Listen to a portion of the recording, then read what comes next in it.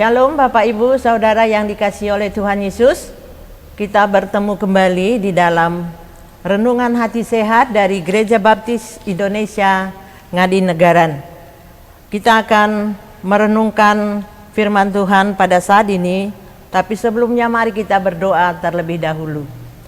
Bapa di dalam surga, di dalam kesempatan ini Tuhan, urapi kami, berikan pemikiran yang terang sehingga firman Tuhan yang kami pelajari bersama-sama akan dapat kami pahami dan mengerti, dan kami memiliki pemahaman yang baru untuk terus bertumbuh bersama dengan Tuhan. Terima kasih Bapa, di dalam nama Tuhan Yesus kami berdoa. Amin. Bapak Ibu Saudara yang dikasihi oleh Tuhan, saya berharap kita semua terus bergantung kepada Tuhan di dalam kehidupan kita, di dalam kondisi yang sekarang ini masih tidak seperti yang kita harapkan. Judul renungan kita pada saat ini saya beri judul Generasi yang Berbakti dan Mengasihi Tuhan dan Sesama. Bagaimana kita bisa melahirkan generasi yang berbakti dan mengasihi Tuhan dan sesama? Mari kita belajar bersama-sama. Jika kita bertumbuh di dalam keluarga yang tidak percaya dan tidak setia, dan juga tidak bergaul dengan orang-orang percaya, bagaimana mungkin melahirkan generasi yang berbakti dan mengasihi Tuhan serta sesama? Mari kita baca dari firman Tuhan yang diambil dari Kejadian 19 ayat 34 sampai 38. Saya akan baca dan Bapak Ibu Saudara sekalian bisa menyimaknya. Keesokan harinya berkatalah kakaknya kepada adiknya, "Tadi malam aku telah tidur dengan ayah. Baiklah, malam ini juga kita beri dia minum anggur. Masuklah engkau untuk tidur dengan dia supaya kita menyambung keturunan dari ayah kita."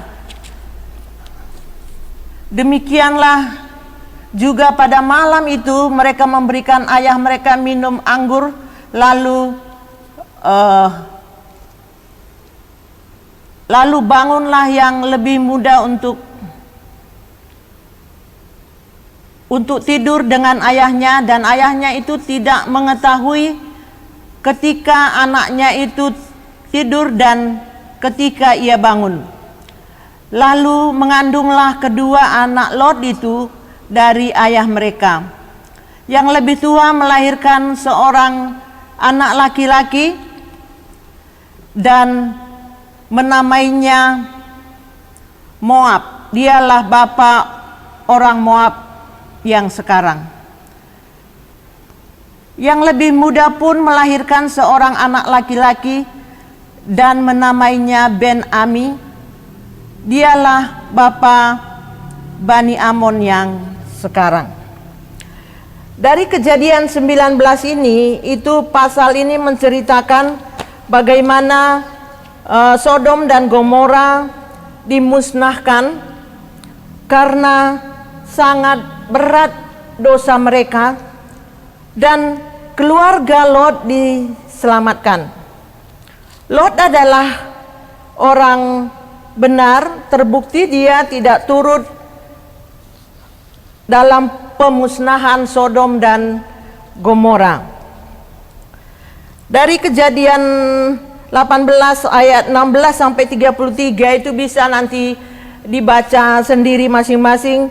Itu pasal yang menceritakan bagaimana doa syafaat Abraham untuk kota Sodom dan Gomora. Abraham memohon kepada Tuhan, jika ada 50 orang, mohon supaya Sodom dan Gomora tidak dimusnahkan. Dan Tuhan mengatakan dia tidak akan memusnahkan. Ternyata tidak ada 50. Dan Abraham mengatakan kalau ada 40, dan 40 orang juga tidak ada. Kalau ada 30 orang juga tidak ada. Kalau ada 20 orang juga tidak ada.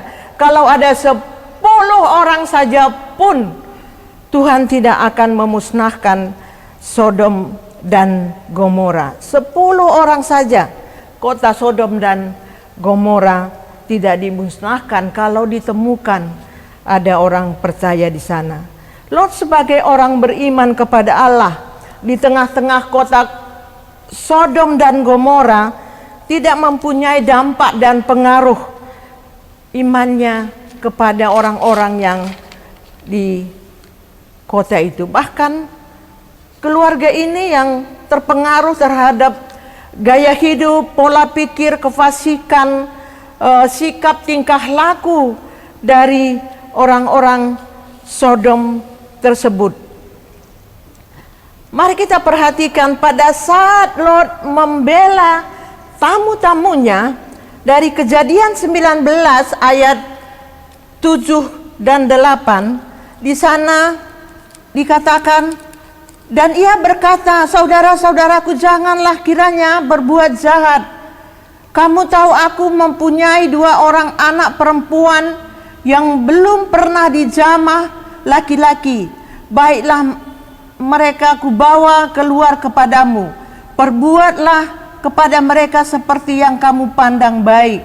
Hanya jangan kamu apa-apakan orang-orang ini, sebab mereka memang datang untuk berlindung di dalam rumahku. Pada saat Lot membela tamu-tamunya, bagaimana seorang ayah, orang tua memiliki solusi seperti itu dengan menyerahkan anak-anak perempuannya diperlakukan semau-mau mereka yang mereka anggap baik, padahal mereka adalah orang-orang fasik, brutal, pendosa, bejat. Bahkan tamu Lot adalah seorang laki-laki, mau dipakai oleh mereka kebejatan yang sangat memalukan sekali. Ketika Lot sungguh tidak menjadi berkat, teladan, saksi di Sodom. Bagaimana seorang ayah memiliki pemikiran solusi untuk menyerahkan anak perempuannya diperlakukan semau-mau mereka. Itu pengaruh kota Sodom, pola pikir orang-orang kota Sodom itu mempengaruhi keluarga Lot. Pada Kejadian 19 ayat 14, di sana dikatakan, keluarlah Lot lalu berbicara dengan kedua bakal menantunya yang akan kawin dengan kedua anak perempuannya. Katanya, bangunlah, keluarlah dari tempat ini, sebab Tuhan akan memusnahkan kota ini. Tetapi ia dipandang oleh kedua bakal menantunya itu sebagai orang-orang berolok-olok saja. Pada saat keadaan genting, calon menantu merasa calon mertuanya itu bercanda untuk bersama-sama keluar dari kota Sodom yang akan dimusnahkan oleh Tuhan. Itu pengaruh keluarga Lot itu tidak ada terhadap masyarakat yang ada di kota Sodom. Calon menantunya pun tidak menanggapi baik apa yang dikatakan oleh Lot. Dan pada Kejadian 19 ayat 16 di sana dikatakan, ketika ia berlambat-lambat, Lot berlambat-lambat dalam kondisi Tuhan mau memusnahkan kota itu, Lot pun berlambat-lambat. Entah apa yang sedang dipikirkan atau dipersiapkan atau barang-barang yang akan dibawa oleh Lot, dan ketika ia berlambat-lambat maka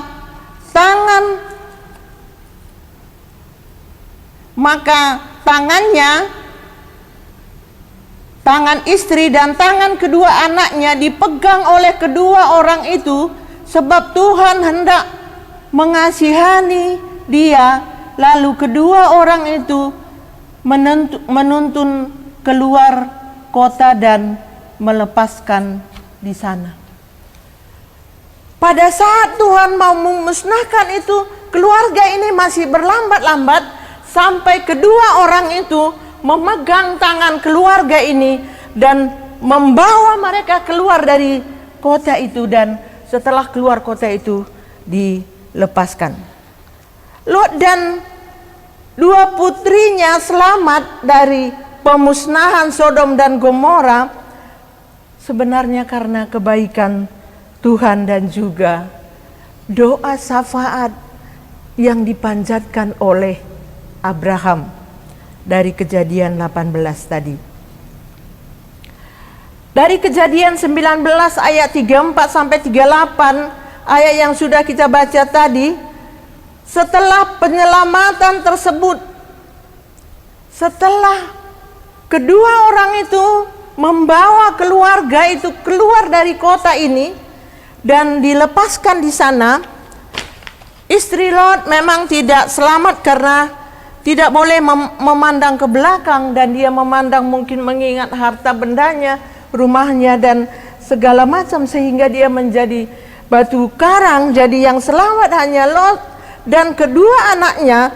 Dan di Kejadian 19 ayat 34 sampai 38, setelah penyelamatan tersebut terjadilah tragedi yang sangat memilukan, memalukan, miris. Bagaimana bisa kedua anak perempuan ini, tadi Lot mempunyai solusi menyerahkan kedua anak perempuannya untuk dipakai oleh orang-orang yang mau memakai kedua tamunya. Sekarang kedua anak perempuannya punya solusi untuk generasi mereka dengan membuat ayah mereka mabuk dan meniduri ayah mereka. Peristiwa yang sangat memalukan dan sangat miris. Dan mereka melahirkan anak dari ayah mereka. Anak mereka panggil bapak atau panggil kakek kepada Lot. Bapak, ibu, saudara yang dikasihi oleh Tuhan, bagaimana keluarga dengan pemikiran, dengan solusi ayah ingin menyerahkan anak perempuannya kepada orang fasik, sementara kedua anak perempuannya membuat mabuk ayahnya untuk generasi penerus mereka. Ya, dari ayat tadi kita baca, kedua putri Lot ini memang melahirkan anak laki-laki. Yang pertama dari anak sulung adalah bangsa Moab, dan yang anak bungsunya adalah bangsa Amon. Dan bangsa ini adalah bangsa yang menyembah dewa-dewa, bangsa yang menyembah berhala, dan bangsa yang berperang melawan bangsa Israel.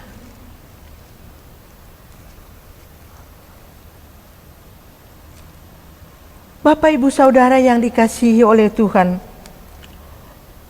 ini bukan generasi yang beriman, yang percaya kepada Allah Abraham.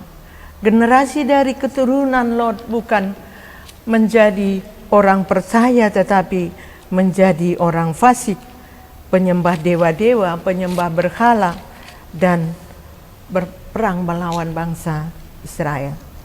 Bapak, Ibu, Saudara yang dikasihi oleh Tuhan, seberapa banyak orang yang percaya, seberapa banyak orang yang melayani, akhirnya meninggalkan imannya karena hidup di tengah-tengah keluarga yang tidak setia dan tidak bergaul dengan orang-orang percaya. Ada banyak orang mengatakan, ayahnya, besok kamu kalau sudah besar jangan merokok seperti ayah. Besok kamu kalau ada anak perempuannya, besok kamu kalau sudah besar jangan seperti ibumu. Tapi mereka, ayah merokok, ibunya melakukan dosa dan hal-hal yang kefasikan. Dan Bapak, Ibu, Saudara yang dikasihi oleh Tuhan, dan akhirnya akan muncul generasi-generasi melebihi ayah dan ibu mereka.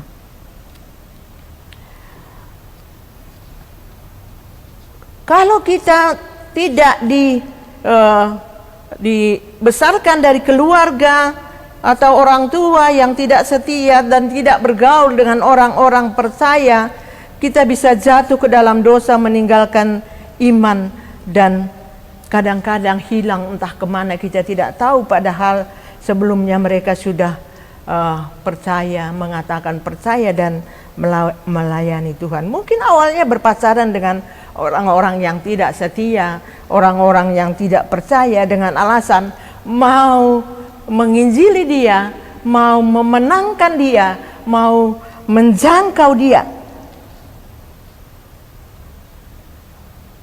Jikalau tidak hati-hati, Bapak, Ibu, Saudara, malah terjadi yang sebaliknya. Anda yang terpengaruh dengan mereka.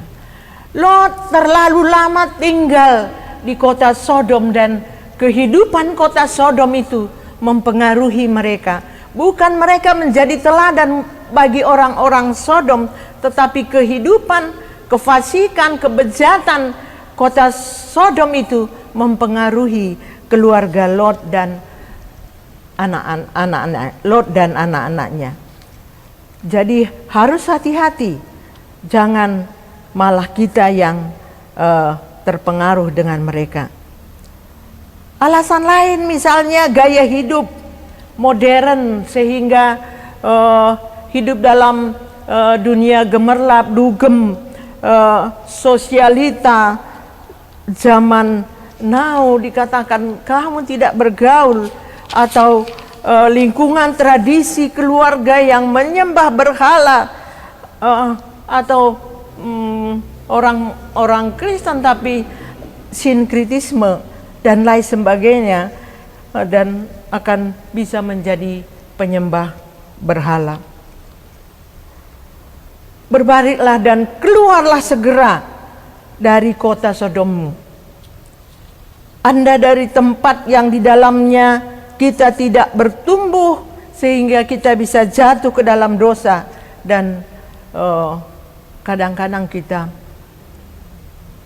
tidak menghilang entah kemana, karena kita hidup bersama dengan orang-orang fasik. Bapak Ibu Saudara yang dikasihi oleh Tuhan Yesus, jangan takut kehilangan atau diejek, dihina orang karena Anda keluar dari kehidupan kefasikan, keluar dari kota Sodom Anda. Bagaimanapun perjalanan petualangan hidup Anda, berbaliklah, keluarlah segera. Jikalau mau berbalik dari kehidupan yang penuh dengan kefasikan, kembali kepada Tuhan dan bertobat dan mau bertumbuh bersama-sama dengan orang percaya, Tuhan menerima Anda dengan kasih karunia-Nya tanpa mengingat-ingat dosa saudara, tanpa mengingat-ingat perilaku saudara, tanpa mengingat-ingat apa yang sudah terjadi di dalam petualangan hidup Anda. Bapak Ibu Saudara, ingat pengalaman Naomi? Keputusan Naomi untuk kembali ke Bethlehem walaupun dia merasa sudah hancur, sudah tidak berdaya karena kehilangan suami dan anak-anaknya, tetapi keputusannya untuk kembali ke Bethlehem, Naomi diberkati dan juga menjadi berkat dan tidak dipermalukan lagi. Bahkan menjadi berbahagia karena bisa momong cucu dari menantunya yang setia mendampingi dia. Bangsamu adalah bangsaku, kata Rut. Tuhanmu adalah Tuhanku, kata Rut.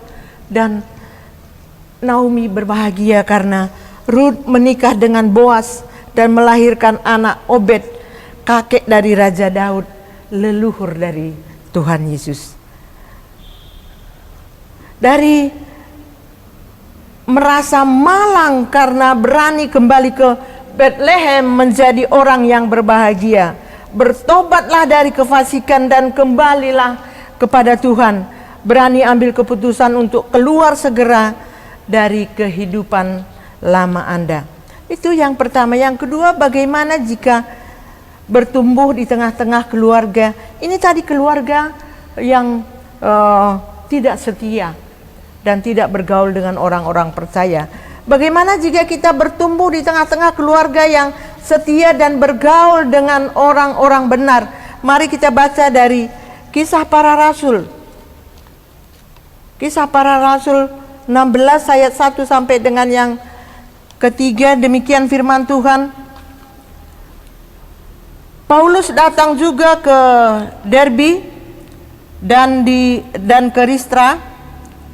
Di situ ada seorang murid bernama Timotius. Ibunya adalah seorang Yahudi dan telah menjadi percaya. Ibunya adalah orang percaya sedangkan ayahnya seorang Yunani. Timotius ini dikenal baik oleh saudara-saudara di Listra dan di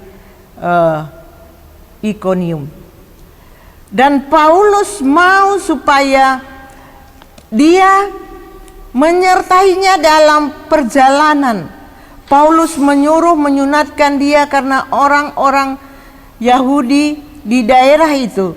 Sebab setiap orang yang tahu bahwa bapaknya adalah orang Yunani. Dari 2 Timotius 1 ayat 5 di sana dikatakan, sebab aku teringat akan imanmu yang tulus ikhlas, yaitu iman yang pertama-tama hidup di dalam nenekmu Lois dan di dalam ibumu Eunike, dan yang aku yakin hidup juga di dalam dirimu.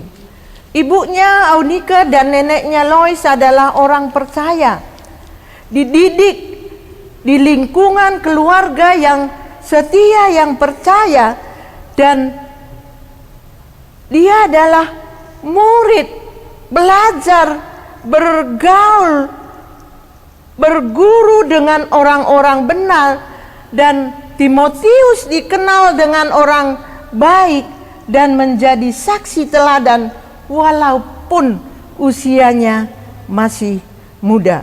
Paulus pun mengakui iman Timotius yang tulus ikhlas, kata Paulus, yang diteladankan dari nenek dan ibunya. Jadi bertumbuh di tengah-tengah keluarga yang setia kepada Tuhan akan melahirkan generasi yang berbakti, mengasihi Tuhan dan sesama. Timotius menjadi pribadi yang memiliki karakter yang kuat sebagai orang percaya meskipun usianya masih muda. Jadi Timotius ini usianya masih muda, dia sudah banyak belajar, dikenal baik, imannya tulus karena keteladanan dari nenek dan ibunya. Dan hubungan Paulus dengan Timotius dikatakan seperti ayah dan anak. Dekat sekali dengan orang percaya dan bersama-sama dalam perjalanan penginjilan. Komitmen yang teguh dan pengaruh yang kuat dari keluarga dan orang-orang percaya terhadap Timotius sehingga dia begitu mengasihi Tuhan dan juga mengasihi sesama. Kalau tidak dimulai dari nenek dan ibunya dan mau belajar bersama orang percaya, mungkin Timotius menjadi generasi yang tidak beriman. Tetapi dimulai dari nenek dan ibunya dan bersama-sama dengan orang percaya, banyak belajar di sana, dia menjadi berkat dan tangguh, menjadi teladan di dalam kehidupannya. Saya membaca dari grup Ngadi Negaran yang diteruskan oleh Bapak Gembala. Saya baca, saya catat tulisan yang paling di bawah di sana dikatakan, kesetiaan ayah dan ibu untuk beribadah ke gereja akan sangat mempengaruhi iman anak-anaknya. Jadi jangan mendorong anak tetapi orang tua tidak melakukannya. Keteladanan itu dimulai dari rumah kita. Bertumbuhlah di tengah-tengah keluarga yang takut akan Tuhan dan belajarlah di dalam komunitas orang-orang yang benar sehingga Anda akan bertumbuh dalam iman dan memiliki karakter yang dan pengabdian kasih yang besar terhadap Tuhan dan sesama. Anda akan menjadi teladan dan akan melahirkan generasi yang tangguh, setia dan taat beriman kepada Tuhan Yesus. Namun jika Anda dari keluarga yang tidak percaya, jangan khawatir, berjuanglah dan bergaullah, belajarlah, jadi muridlah bersama-sama dengan orang percaya di tengah-tengah komunitas, di dalam gereja kita atau di dalam komunitas kita, di dalam pelayanan kita. Bapak Ibu Saudara yang dikasihi Tuhan, ini renungan kita pada saat ini. Kalau dari keluarga yang tidak setia akan melahirkan generasi yang lebih parah daripada orang tuanya. Untuk itu marilah berbalik kepada Tuhan dan jangan tinggalkan imanmu, bergaul dengan orang-orang percaya. Kalau orang tua kita pun tidak mengenal Tuhan, berjuang, Tuhan akan mendampingi kita di dalam perjuangan iman kita. Mari kita berdoa, tapi sebelumnya saya akan membacakan Kisah Para Rasul 14 ayat 22. Demikian firman Tuhan.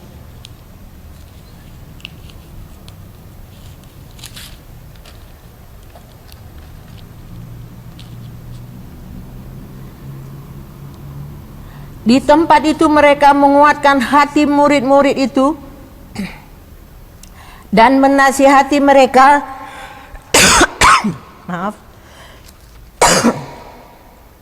supaya mereka bertekun di dalam iman